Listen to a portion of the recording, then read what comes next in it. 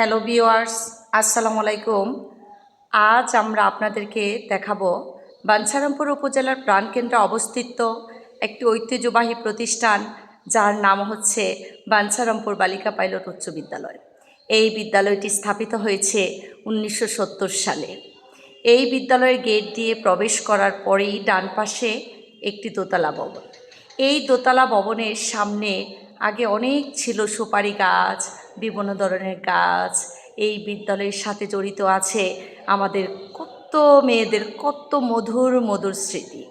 দেখুন, বিদ্যালয়ে প্রবেশের পরেই দোতলা ভবনের সামনেই রয়েছে একটি সুন্দর শহীদ মিনার।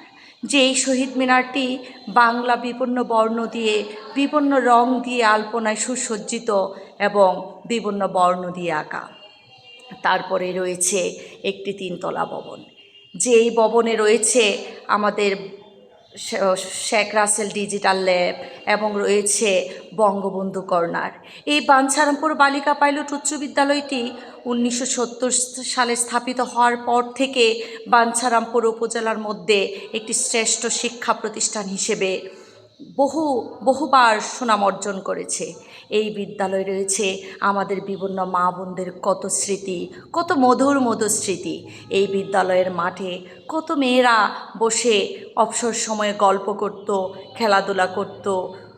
আমাদের বিশেষ করে আমরা যারা 2004 সালের ব্যাচের ছিলাম, এই বিদ্যালয়ে পড়াশোনা করেছি, তারা কত দুষ্টুমি করতাম।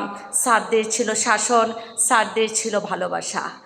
আজ আমরা বিভিন্ন মেয়েরা বিভিন্ন জায়গায় চলে গেছি, কিন্তু বিদ্যালয়ে হয়তো সময়ের জন্য এসে দেখা করতে পারি না। তাই আমি বিদ্যালয়টি সবার সামনে তুলে ধরেছি। দেখুন, একটা সুসজ্জিত চারতলা ভবন দেখা যাচ্ছে।